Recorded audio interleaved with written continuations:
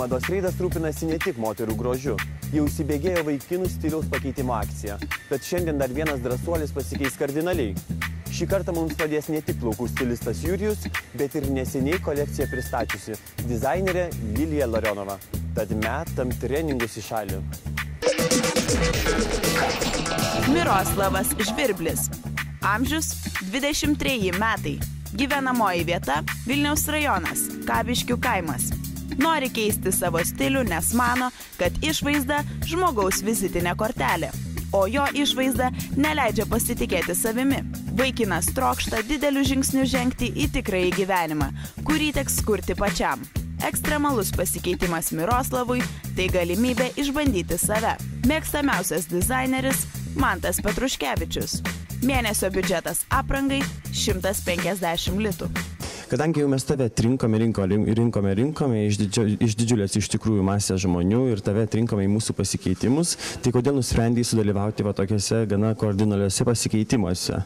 Jeigu iš tiesų, tai čia buvo merginos iniciatyva visą. Aš tik kaip daviau savo, susitikau ir viską, po to mergina ten viską užpildė, viską padarė.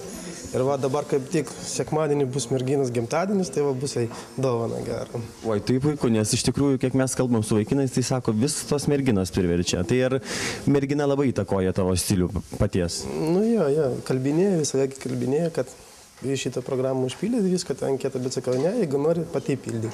Na ir užpildė. Iš tikrųjų tai nesitikėjo, kad čia laimėsi ar ką. Sužinojau ir va, pas juos. Puiku, ar nebijai tokių pasikeitimų ir dar laidoje filmuojamų? Net įdomu pasidarė dabar. Iš karto tai dvėjojau kažkaip tai, o dabar tai įdomu pasidarė, kas bus.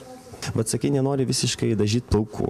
Manai, kad tai nėra vyriška ir nereikia to daryti? Ne to, kad vyriška, šiek tiek nenori ir viskas. Jurijau, tai kaip šiandieną tu pakeisi vaikiną? Išties pasiplaukai yra trumpi ir galbūt yra sudėtinga pakeisti kardinaliai, bet visgi pavasaris nori vis tiek tų atsinaujinimų, netgi tie žmonės, kurie nešioja trumpus plaukus.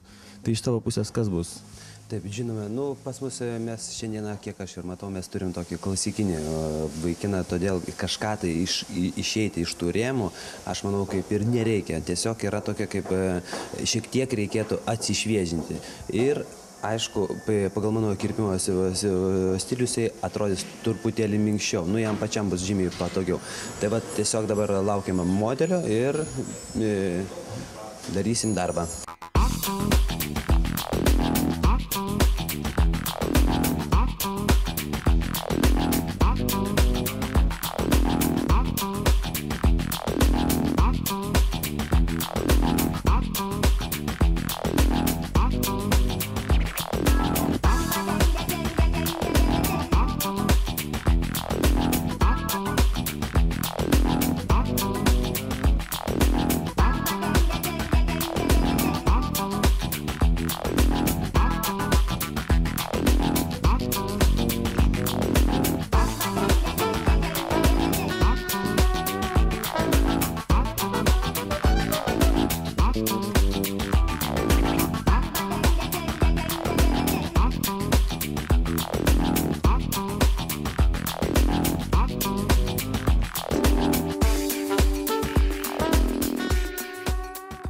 Kad parekomenduotum vyrams, kokias šukuosenas reikėtų rinktis dabar artėjančiai vasarai ir jau pavasariui tiksliau?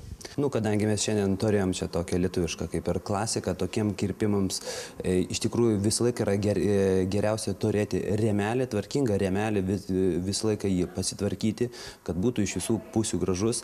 Ir šiaip iš tikrųjų tai tokiem kirpimai reikia ypatingo kruopštumo, nėra taip lengva padaryti, kad jau čia trumpai ir viskas. Jiems iš tikrųjų reikia, tokius kirpimus reikia daryti preciziškai. O ką panaudoti, tai šį pavasarį ar ne šį šiaip tokiem kirpimam aš rekomenduoju tokius dalykus, kaip, pavyzdžiui, daug kas mėgsta dar iki šioliai gėlę ar vašką, bet aš rekomenduoju tokiems dalykams būtent yra tokia pasta.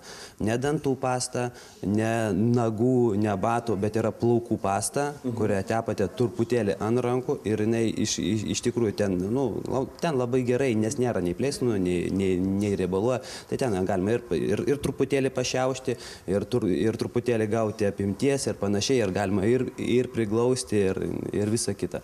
Tai va, tai šiaip tai vyrams su trumpais kirpimais aš rekomenduoju truputėlį pastos, neperdozuoti. Tad aš ir linkiu vyrams neperdozuoti ir nesumaišyti dantų pastą su plaukų pasta. Ir šį kartą tau ačiū, aš manau susitiksime dar tikrai, nes mūsų pasikeitimai dar tik tai įsibėgės. Visgi jau antras kartas ir manau, Miroslavai, esi patenkintas dėl savo naujos šukuosenos? Labai patiko. Taip pat mergina nuveda tave visada į saloną, ar jau pats nueini kirptis į saloną? Dabar gal pats eisiu.